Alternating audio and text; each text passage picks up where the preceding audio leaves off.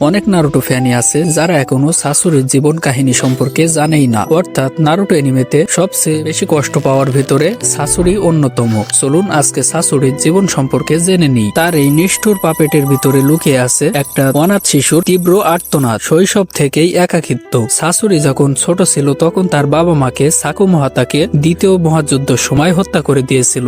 তার দাদি জিও এটা তাকে কখনোই বলেনি। সেজন্য সাসুরি প্রতিদিন দরজার দিকে তাকিয়ে থাকতো, এটা ভেবে যে কখন তার বাবা মা আসবে। সে এই একাকিত্ব সহ্য করতে না পেরে দুইটা পাপেটকে তার বাবা মায়ের মতো করে তৈরি করে। যখনই সে তাদেরকে জড়িয়ে ধরতে যাবে তখনই দেখে তাদের ভেতরে কোনো আবেগ নেই। সে তখন একেবারেই ভেঙে পড়ে। সে বুঝতে পারে মানুষের শরীর শুধুমাত্র কষ্টই দেয়। এজন্য সে নিজের শরীরকে বিসর্জন দিয়ে পাপেটে পরিণত করে এবং তাকে যেন কিছু না হারাতে হয় সেজন্য তার পুরো শরীরকে সে বিসর্জন দেয়। শেষ মুহূর্তে মারা যাওয়ার আগে কিন্তু সে তার দাদি জিওর আক্রমণ থেকে চাইলেই সরে যেতে পারত, কিন্তু সে সরে যায়নি। সে তার বাবা মায়ের পুতুলের হাতের মাঝেই নিজের জীবনের শেষটুকু সময় ব্যয় করে। সে আবারও তার বাবা মায়ের কাছে ফিরে যেতে চেয়েছিল। অনেক নারুটো ফ্যানই আছে যারা কিন্তু এখনো সাসুরির জীবন সম্পর্কে জানেই না। তাদের জন্য এই ভিডিওটি।